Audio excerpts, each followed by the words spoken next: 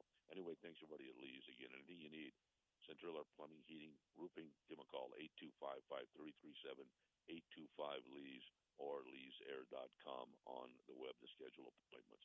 The final reminder comes courtesy of another longtime friend and great benefactor at Fresno State and terrific all-around businessman, and that's Joe Cruz, Superior Pipe and Stainless Supply, rolling into his 26th year of his outstanding business at 4529 North Marty Avenue in Town, Suite 103.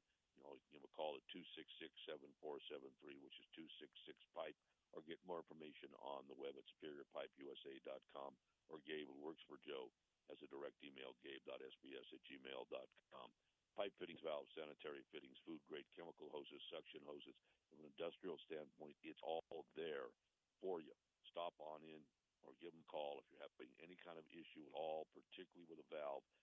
It's there to help you take care of everything from a business aspect so that your bottom line is not affected. Because if you do work around a valve, whether you're a plant maintenance person, ticker delivery service operator, working around a boiler, if you're at a dairy, anybody who relies upon a valve for the productivity of your business, if one goes down, your business can go down with it in a real big hurry. One of the great aspects of Joe's terrific business after 26 years, he's brought this to a real fine point. Give him a call, stop in and see him, tell him what your problems are. He will immediately, same-day estimate, same-day service, address what he can do right away. If it's a minor issue, keep you up and running without any kind of delay. If it's a major issue, we'll make sure they set a game plan in place to get you up and running as soon as possible. In that regard, he can keep your business online and doing the things that you have to do to be a success financially and otherwise. Also, because he's been a benefactor at Fresno State for over 3 decades, if you have a few minutes after he addresses your issues, he'd like to tell you what he has done in the way of benefiting Fresno State with donation. And we'll tell you right now, the best avenue, head to the main website at gobulldogs.com. There's a donate link at the top. Click on that. Take you to different areas of potential donation. BulldogFoundation.org is there under that header. Club Red has a link that is for student-athletes to get involved, former student-athletes at Fresno State. The major giving societies have their link. The Green V Society's there, Myers Champion Circle also.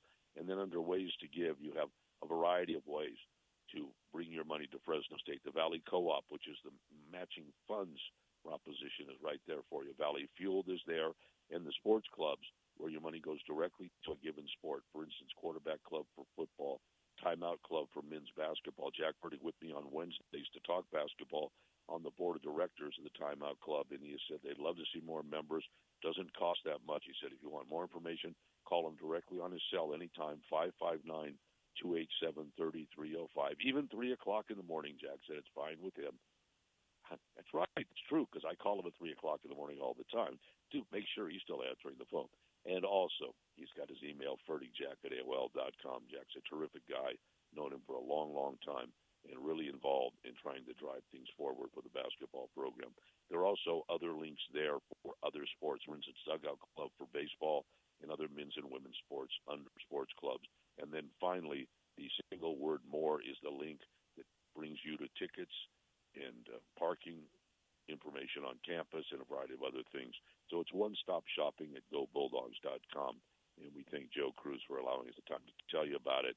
And once again, beginning July 1, so we're closing in a big hurry, we here at 1430 and 790 will become the flagship of Fresno State. We were there with 1430 and 940 back from 2013 to 2020.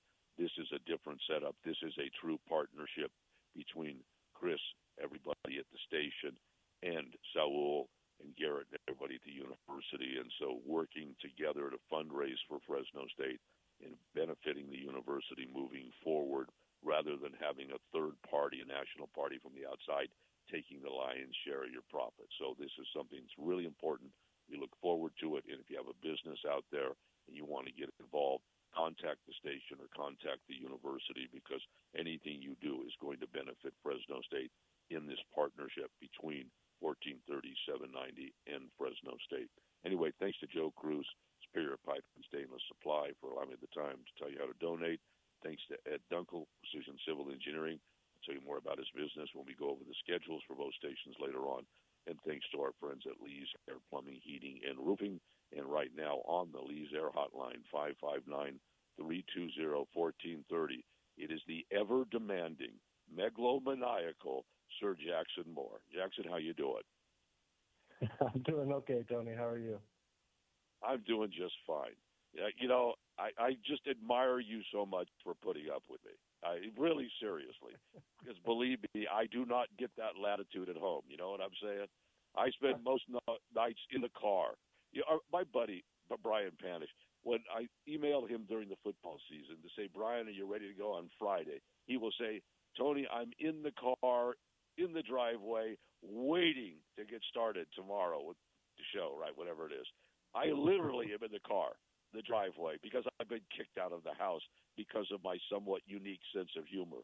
But you get me, Jackson. You really get me, don't you? Oh, yeah. Yeah, all right. Oh, yeah, there you go. You'll see, that's very smart. Just agree and move on. It's the best way to handle it. All right, look, on a more serious note here, you and I joke around virtually on a daily basis about your allegiance to the Memphis Grizzlies, of course, mine to the Warriors, and as recently as 2022, they were quite possibly the two best teams in the NBA. The Warriors were able to get past the Grizzlies barely in the playoffs. Warriors went on to win the title.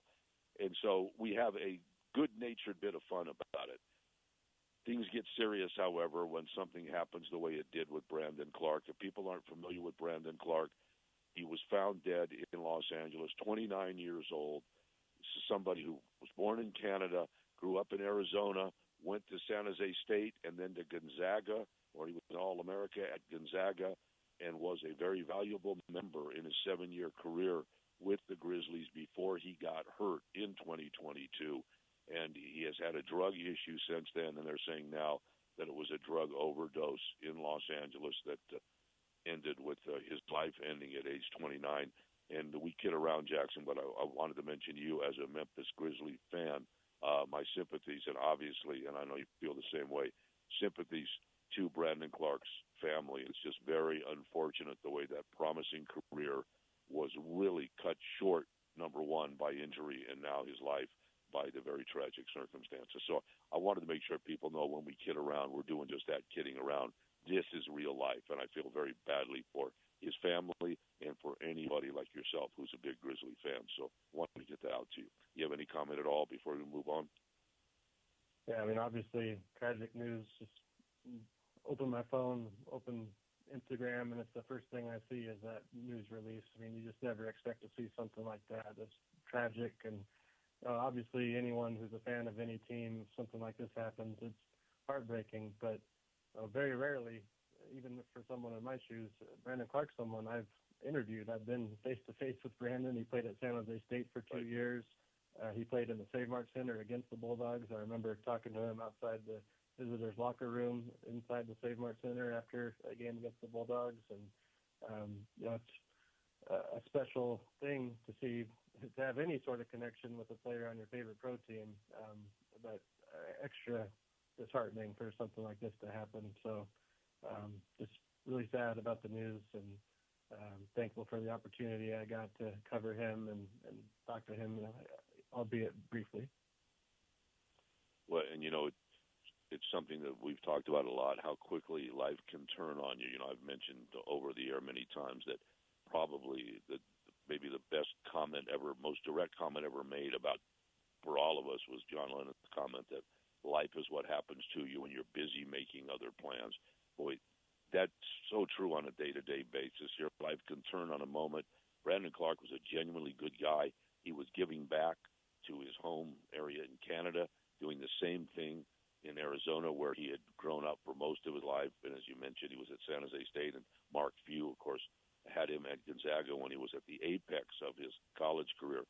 But he had done a lot in the communities, and this is what happens. And I'm not condoning anybody's drug use, what have you, but when you are someone who's headed on a path and you're young and you're talented and you seem to have the world at your feet, and all of a sudden catastrophic injury like an Achilles, something that comes up, and it changes your life entirely, and you find yourself turning into different directions that you never would have turned toward if not for what your avocation and your vocation being taken away from you.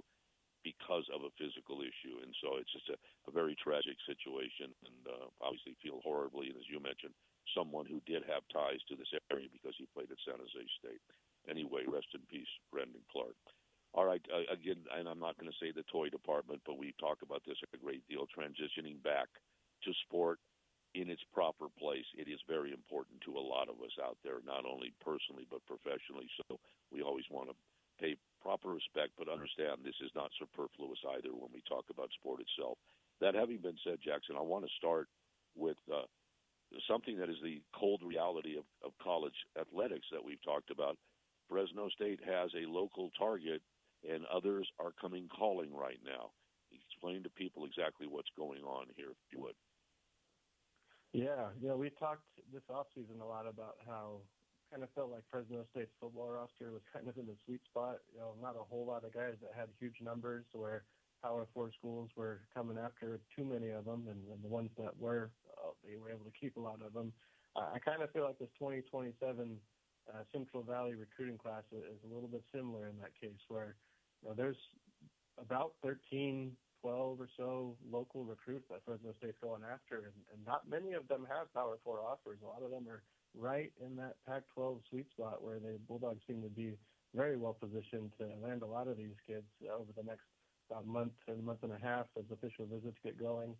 It's also very interesting. A lot of them are taking official visits to Fresno State. Sometimes if you're this close to Fresno State, maybe it's been your visits elsewhere just because you've been around Fresno State a lot. But there is one particular recruit who has just exploded over the last couple of weeks, and that's Jamie Spurgeon, who has a pretty interesting path here the last couple of months. He was at Clovis East. He was the receiver, tight end behind Tyus Miller, who went to UC Davis, and then he got his turn to be the quarterback. And I think schools liked him more at tight end anyway, so now he's been trying to move back, and he's been going to a lot of these top-level camps. And he's also, in the meantime, transferred back home to Minarets High School, where not a place you expect many schools to be recruiting. I'm sure it's not the most convenient place for coaches during this evaluation time to take a detour, but they're doing that. And over the last couple of weeks, he's had Cal, Texas Tech, Utah all come after him with offers, and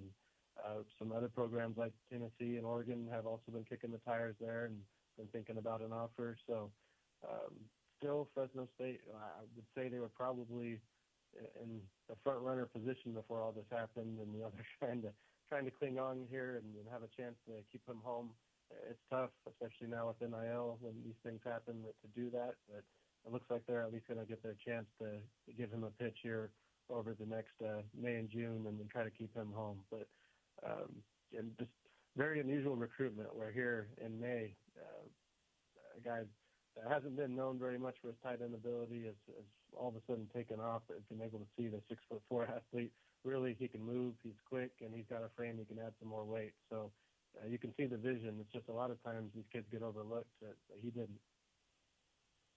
Well, as we've talked over and over again, no matter what the sport we're referring to, but particularly acute in football because it is the tail that wags the dog at 99.99% of the universities out there, that we can't blame student athlete for this because the odds, and I've talked to Fertig about this in regard to basketball a lot, is, you watch a guy at a gym somewhere working out and you find out that he's someone trying to make a G League team, and you're watching his athletic ability, Jackson, and you're going, my goodness, this guy's he's off the charts, right? He's one of the chosen ones. And in a way he is, except there are so few jobs, he can't even make a G League roster, but he's that talented, right? Okay, well, the same thing happens in football, trying to make an NFL roster, a 53-man. It is very, very difficult. So anybody who has a chance in college to pick up the kind of money that's being offered out there, you have to take the opportunity. That having been said, it is still very jarring to me when we see the diamonds in the rough, if you will, to fully understand that it only takes one out there, one benefactor at a school that is swimming in cash to make an offer that you can't refuse, right? You just can't do it. I mean, we're talking about the basketball situation. We see someone like Wilson Jack be offered $1.2 million when I can promise you that Wilson Jack is not going to make an NBA roster in the foreseeable future. And now in football, so many of these guys are, in a position to where the schools that are swimming with money can make them an offer because they believe that person can be a cog in the wheel there, where at your home school, you may be more than just a cog in the wheel. You may be an absolute critical part. But, Jackson, you have to just bow to them and say, you know what, we'll do everything we can to keep you, but we simply don't have the money to compare to the big boys, right? Yeah, and when you get to the high school recruits, outside of the elites, I'm not sure a lot of three-star recruits are getting those life-changing dollars, but if there are dollars I'm not saying at a Power 4 program and no dollars at a Pac-12 program, then that becomes a pretty easy decision for a lot of guys. So it's a different margin, but it's a very significant one still at the same time. I also think you got to kind of weigh your options. Do you take the guaranteed dollars at a program where it's tougher to get on the field, or do you go somewhere where you might have a quicker path to play and maybe you cash in more after a year or two? So difficult decisions to be made, and it's weird because we talk about, let's say, one of the basketball transfers that had some pretty big offers compared to Fresno State, but it's a kind of a different game where you might have an offer to go to Arizona to be the number 3 center, but you have an offer at Fresno State to be the starting center. Not all these offers are the same, so it's tough to compare in the traditional sense in a lot of these things. I'm glad you brought it up that way because I did need to make it clear that I'm not talking about the blue chippers, the no-brainers. I am talking about the guys, to your reference point, that may be depth somewhere else that can be an absolute key element to another school. So you're not talking about being on the same plane in regard to playing time, what have you, but the disparity in money, and it doesn't have to be $1.2 million, as you know, Jackson. It could be a couple $100,000 that you can't get somewhere else.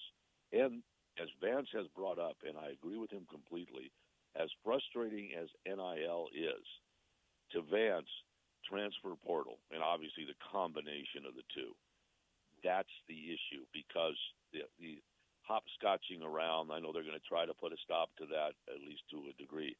The ability to go to 4 different schools in 4 years, the Troy Aikman issue at UCLA, as we were talking when this came down this last fall, Troy Aikman made a lot of money in his NFL career. He's a Hall of Famer, obviously. He's making a ton of money right now at ESPN. I mean, his contract is up in, $20 to $30 million range to do what he does at ESPN every year. So he can certainly afford it in his endorsements, particularly if you go to the Dallas area. He's ubiquitous there, and he's worldwide as far as his fame. But he gave money to a UCLA player. I mean, his alma mater, though Troy Aikman, I think people know, grew up fundamentally, although he was born in L.A., he grew up in Oklahoma, but then, went back to UCLA. He gave money. He won't bring up the player. He said, I gave this player a substantial amount of money to come to UCLA and play. And the player left after a year, said, didn't even say thank you for the amount of money. And Troy said it was substantial. And for Troy to bring up the fact that it was substantial, trust me, it was substantial. And he said, because of it, though I support my alma mater, UCLA, I will not give a penny the rest of the way to the university. I'll pull for him, but I cannot justify it because I'm not going to have somebody be a mercenary. That's what it's come to, Jackson. And I know for a Fresno State, the more they have success on the field, you accept the fact that your coaches are going to be on their way. We used to talk about this with Pat. Pat always had a short list for assistant coaches because he knew if there was success in the field, those coaches were going to get bigger offers at other schools. You accept that. But right now, the attrition rate has not hit Fresno State, as you referenced, player-wise. But if the Bulldogs have a really good, solid first year in the pack, is it time to cringe a little bit about the good fortune of this year past, being a bygone era at Fresno State in a big hurry? Well, this staff is in a really good place right now, which is nice, and it's helped.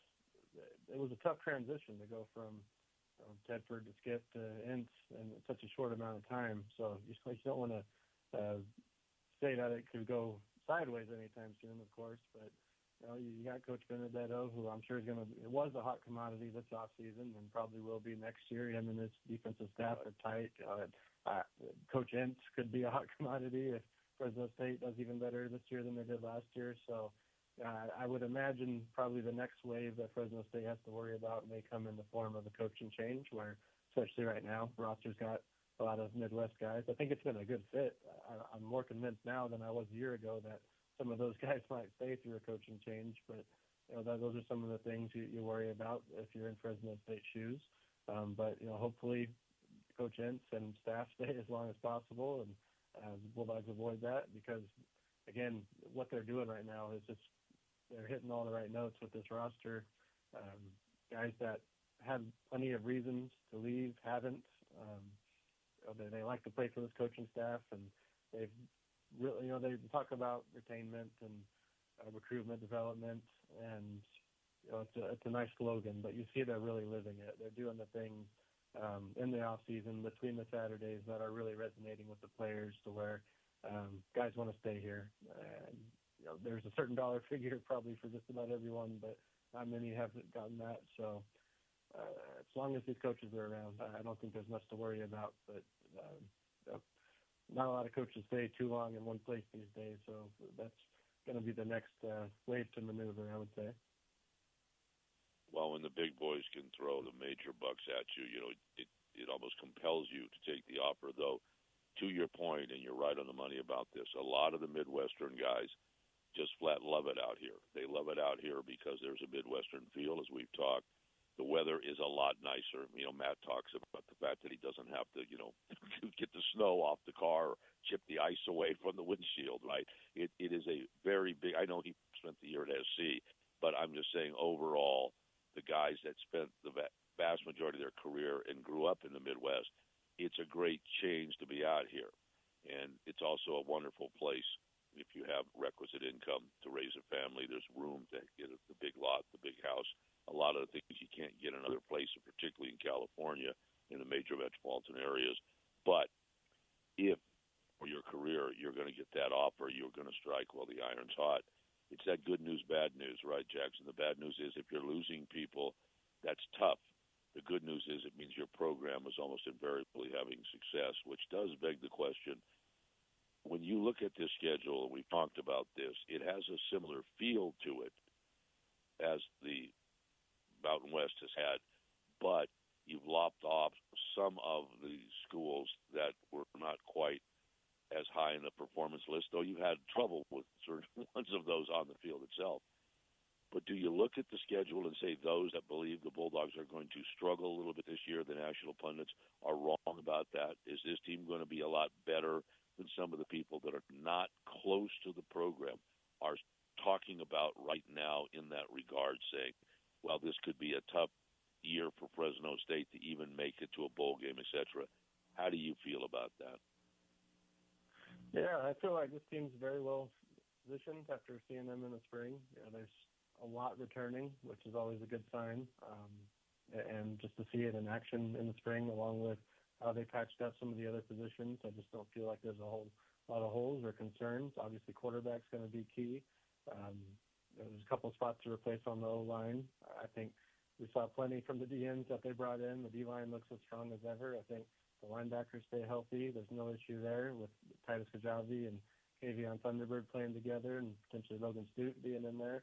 The cornerbacks, I think, are a lot better than anyone's going to be projecting across the country. So it feels pretty good. At the same time, you talk about the parity in the Pac-12, and I just don't think you can discount anybody in this conference. You're talking about last year with some of these teams, the Bulldogs beat the Mountain West champion Boise State. They lost to the Mountain West cellar dweller in Colorado State.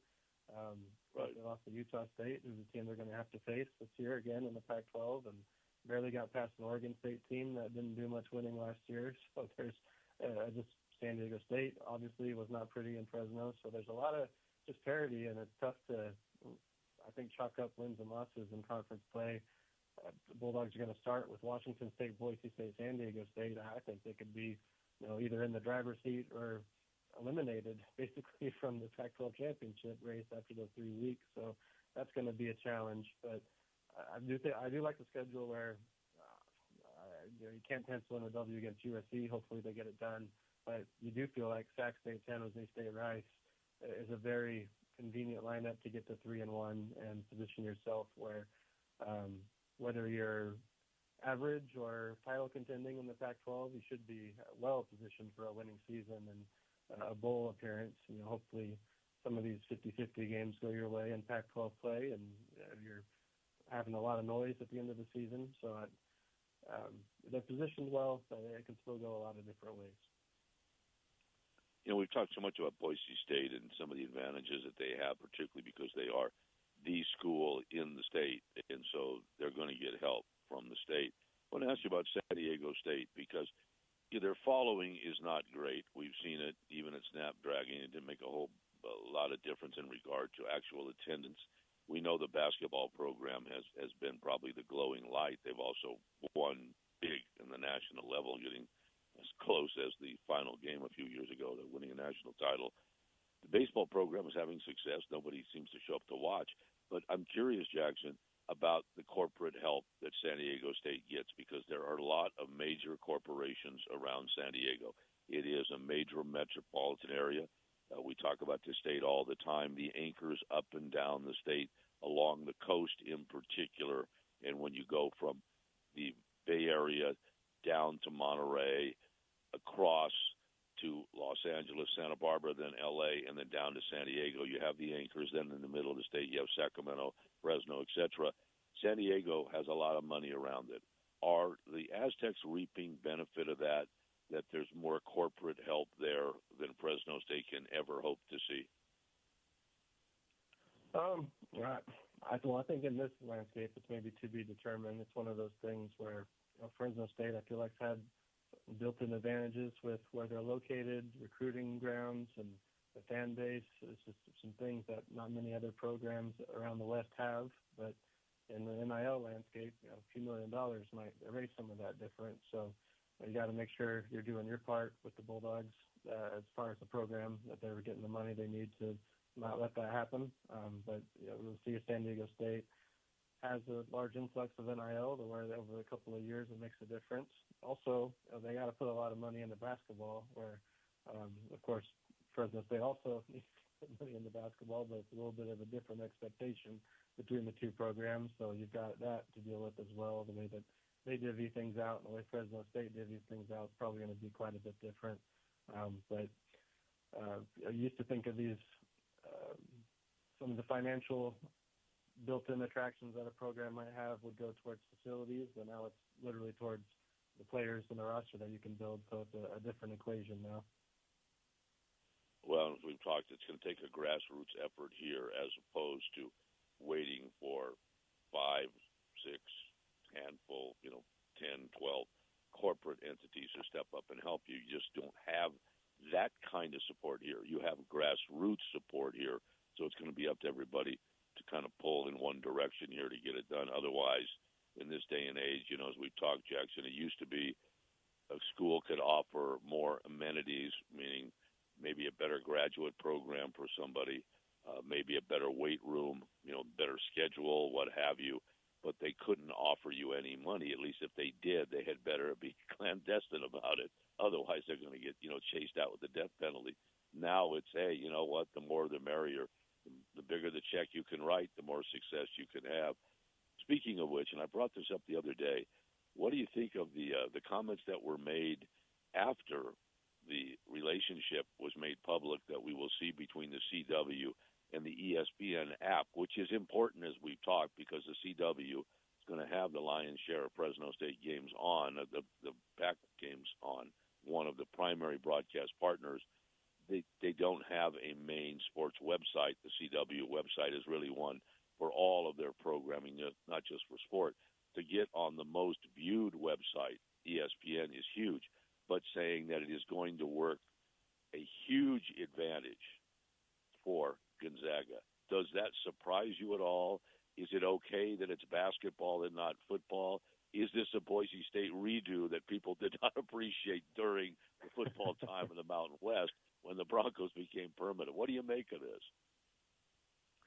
Well, if there is one team that maybe you're okay with having some sort of extra going their way is probably Gonzaga, just because we talk about this Pac-12 schedule not being a whole lot different, and the only real new thing on the schedule is the Bulldogs going to Texas State. But everyone in the conference is going to benefit from Gonzaga coming to town in basketball season. So, I mean, that is, I think, the highlight of this whole development for most of these programs that are going to get that opportunity, and to be associated with them in that basketball landscape is big.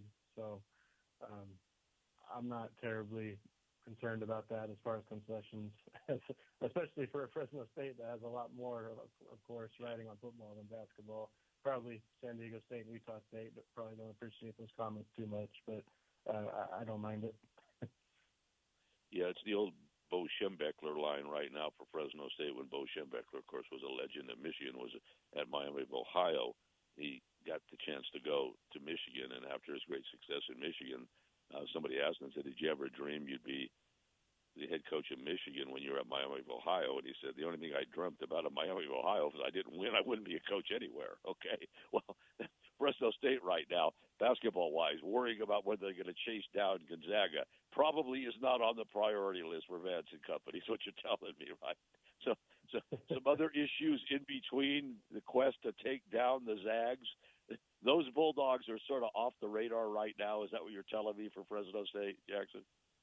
I would say so, but for one night, when Gonzaga comes to the Save-Mart Center, I mean, that should be a big day for Fresno State basketball, and if they can find a way to take them down in one game, it could have a nice ripple effect, but I don't foresee them overpowering the Zags in the standings this year for a full season.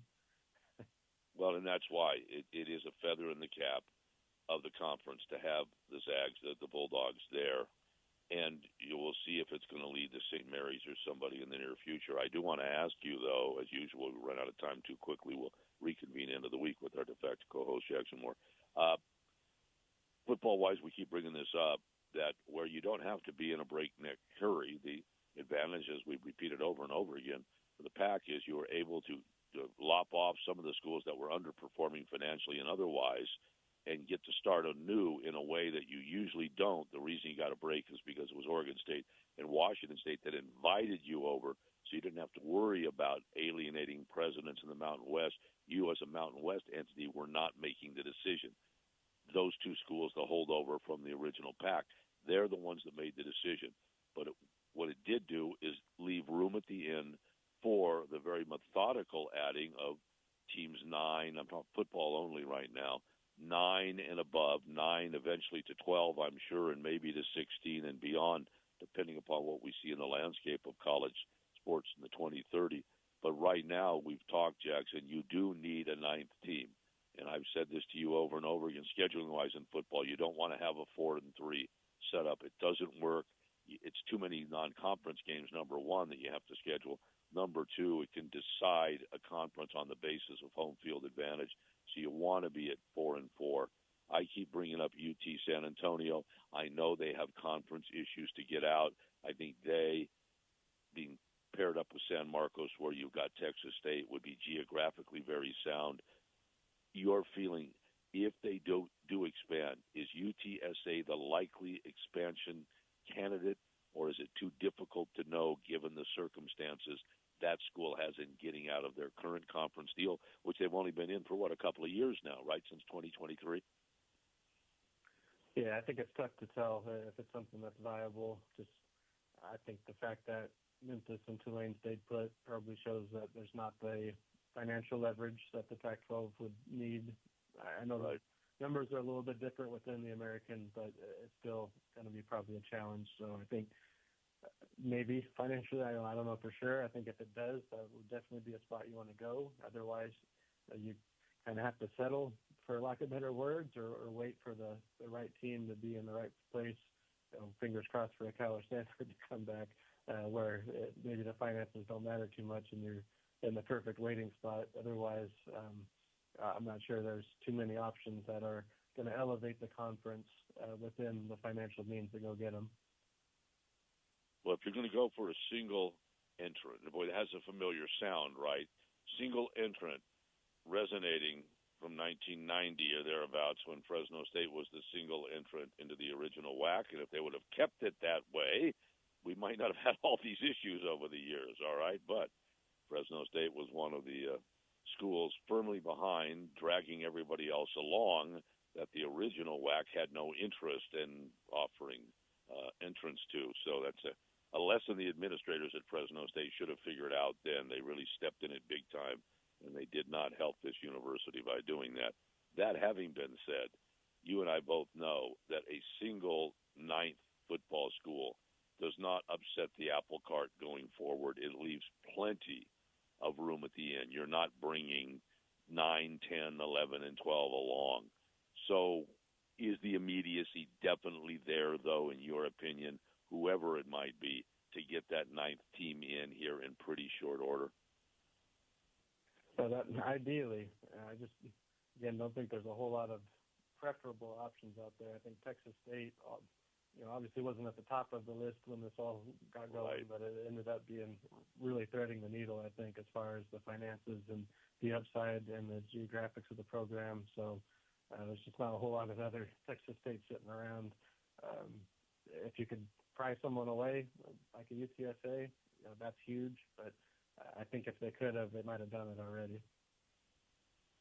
We will see what happens. We'll continue to take a look at it. It's not going to happen immediately, but I'm hoping by the time we get through this academic year coming up that we're going to, at this time next year, hearing about that ninth team. We'll see. All right, Jackson, last thing for you today.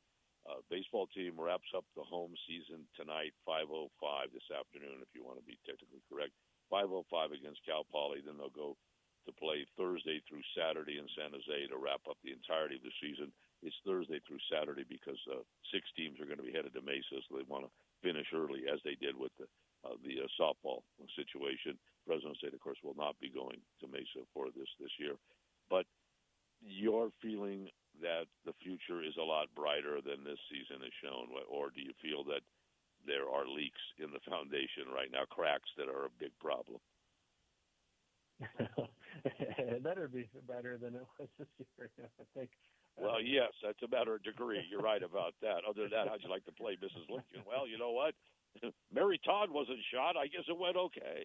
Okay, sorry. Go ahead. There are a lot of bright pieces. I think, of course, the process over the off season is going to be making sure you keep the bright pieces together, make sure everything's okay beyond the diamond, make sure everyone's on the same page, and you don't lose any of your promising pieces that you hope you can at least compound those extra reps from this season into the future. But clearly a lot of work to get done and a lot of new pieces they're going to have to add to change some things for next season. And hopefully it's a foundation that in 1, 2, 3 years is back where we're used to seeing Fresno State. But it's definitely quite a ways to go after what we saw this year. Well, again, that's it tonight at home, so people want to come out for the seniors and for the others that won't be coming back. Last chance tonight, and then to San Jose again Thursday, Friday, Saturday. And I don't remember the last time that both bat and ball sports were eliminated this early in May. And I'm not talking about the COVID year, where you could go back and look at the date, which I guess was after last Friday. The softball team, of course, was done already at the conference tournament, and the baseball team was eliminated after the loss Friday to UNLV. At that point, in the first week of May, both schools, both bat and ball sports, out of any chance of the postseason that early in May.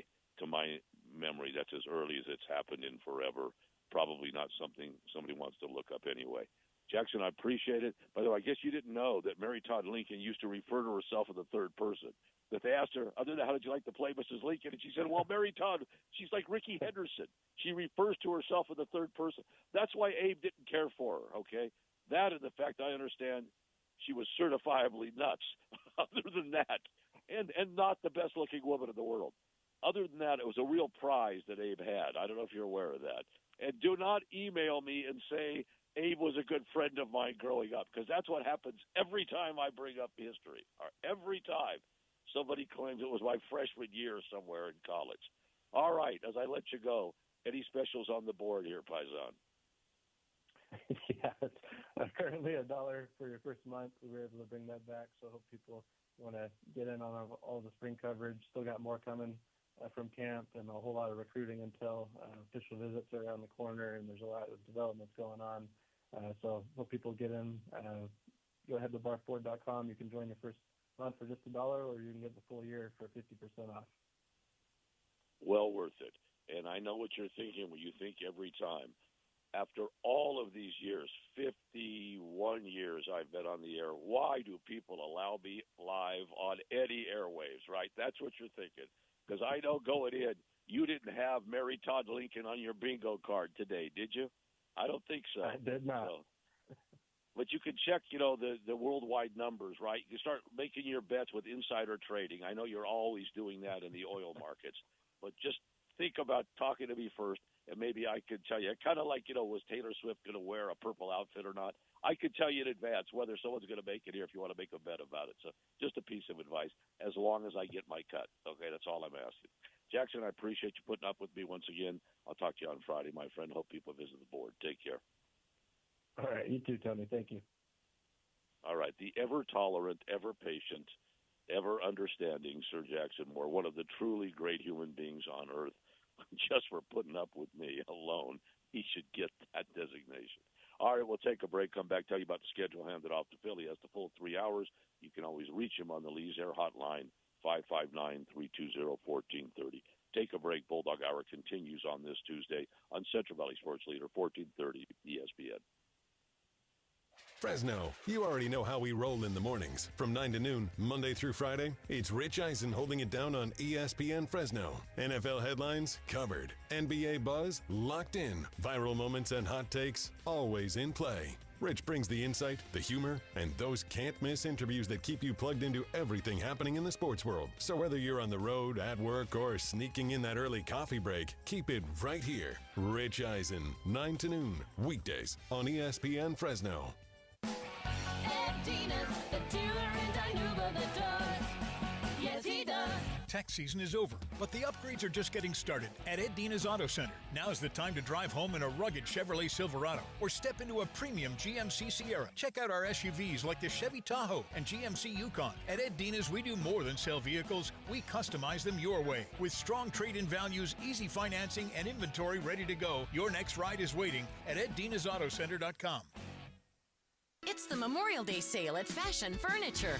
Recliners starting at $297, sofas from $797, and sectionals from $997. This is it. This is the big one. Ask about free local delivery and 0% financing for 36 months. The 66th annual Memorial Day sale at the largest locally owned furniture store in the Valley.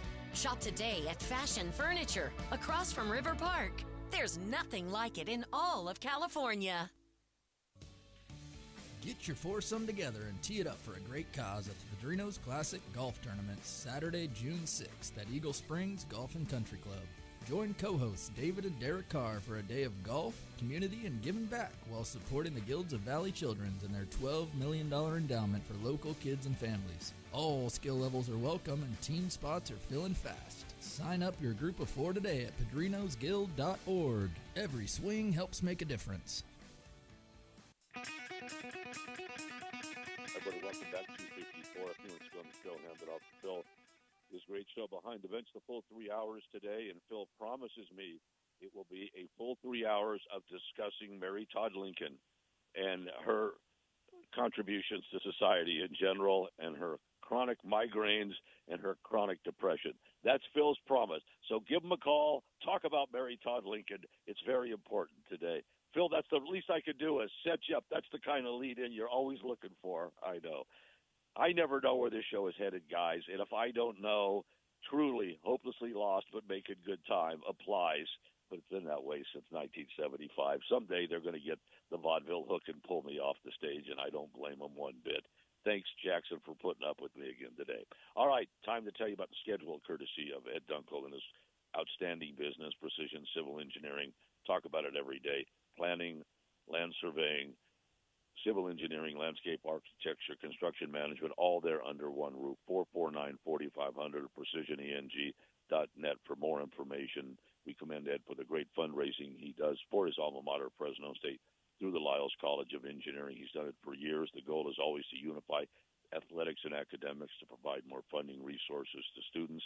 It's worked beautifully over the years, and a lot of the grads from the Lyles College of Engineering on campus at Fresno State go to work for Ed at what is one of the best civil engineering companies you're going to find anywhere on the planet. As far as the lineup tonight, the Giants and Dodgers game 2 at Dodger Stadium. Giants winning last night. They were able to win 2 or 3 against the Dodgers early in the year at Oracle. The Dodgers right now, ladies and gentlemen, are bored. This is the dog days for a team that has won back-to-back titles, though I said they should have given Isaiah Kiner-Falefa a World Series share for going into home plate, sliding instead of standing up. One more time, if it's a forced play at the plate, ladies and gentlemen, a forced play, and you have a catcher who's going to act like a first baseman, meaning he is going to stretch out to try to make the catch for the force play, don't slide. It slows you down. If Kiner-Falefa would have gone standing up, the Jays would be World Series champions. Instead, the Dodgers are back-to-back titleists, and they are bored right now. By the time we get to October, the Dodgers will not be bored, and they'll be fine. Where will the Giants be? Probably 20 games under 500, but one can always hope. Anyway, again tonight, 6:40 pre, 7:10 first pitch. We'll take the wins whenever they come for the Giants. Over on the sister stations, 790, the Deuce. The A's in first place by 2 games in the AL West. Host the Cardinals, who blew a game in San Diego the other day. They come into Sacramento, not pleased tonight, 6 o'clock the pre, 6:40 the first pitch. The A's are playing very well right now. We'll see if they can keep it up. Of course, the Lakers are done. We wish them well in the offseason, and we'll see what LeBron decides to do. You know this, he's not going to be the fifth wheel anywhere. If he's going anywhere, it's going to be because he wants to be the difference maker. Otherwise, he'll just stay in L.A. I'll be stunned if he doesn't play next year. I don't think there's any way in the world he's going to retire. But whether he's staying with the Lakers or not, who knows, since this is the first time he's been a true free agent. Normally, he's got a 1+1 with that extension. That is not the case. He's a free agent this year. We'll see what happens. Want to remind you again about the great local shows. Phil, 3 to 6, Monday through Friday, with the outstanding show Behind the Bench. You can always reach him on the Lee's Air hotline, 559-320-1430. On Thursdays at Fashion Furniture, with our great friend Rod Abedikian. Speaking of someone who's been a benefactor across the valley, every time you need someone to step forward to give the money necessary, broadcasting-wise or for any entity across the valley, Rod is always there. He has been for a long, long time. And stop on in El Paso across from River Park. The great Memorial Day sale underway. Best furniture on the planet. Nothing like it in all of California. And on Thursdays, Phil is there. You can give him a call or stop in and see him and ask questions in person at Fashion Furniture. Paul Metters has 2 fine shows with us. Sunbird Sports Show, all about Fresno Pacific Athletics. Wednesday, 6 to 7 on our sister station, the Deuce 790. Also his long-running show on 1430 from First String Sports on Saturday mornings, 10 a.m. to noon at Central Valley Sports Report. We are with you at 2 o'clock each and every weekday. You can reach me, TDAD1, at att.net, TDAD, the number 1, at att.net. First names are fine. It is impossible right now for me to answer emails privately, guys. I'll try to do it over the air, this back and hip just not cooperating. Jack Fertig has had a couple of hip surgeries that haven't gone great, and I'm looking at those. And, Jack, I hope yours are doing better, and I hope mine work out when I finally get to be able to do it. Anyway, thanks, as always, to our great sponsors, Joe Cruz, Superior Pipe and Stainless Supply, Ed Dunkel, Precision Civil Engineering, our friends at Lee's Air Plumbing, Heating, and Roofing. Thanks to Jorge. Thanks to Jackson Moore. I will talk with Jack Fertig tomorrow all about Fresno State basketball. And finally, everything for the station, 1430 ESPNFresno.com. Get the live links and podcasts there. Get the app. Makes it a lot easier to listen. Stay tuned for Phil and then baseball on both stations on KFIG Fresno. Hey guys, it's Phil Bonatti here from Behind the Bench to remind you that every Thursday you can catch my show live from Fashion Furniture. We talk about all the latest topics and news concerning Central Valley sports, as well as interviews with the coaches and players that are making it happen on the playing field. Be sure You're listening to the home of the San Francisco Giants, KFIG Fresno, 1430 ESPN. Possible drug overdose yesterday at a home in Los Angeles. Narcotics were found at the scene. There was no evidence of foul play. Lakers president of basketball operations and GM Rob Pelinka at today's end-of-season press conference said if LeBron James decides he wants to come back for a 24th NBA season, the team would love to have him back. He added they'll be patient with James's decision-making process as he enters into unrestricted free agency. A lot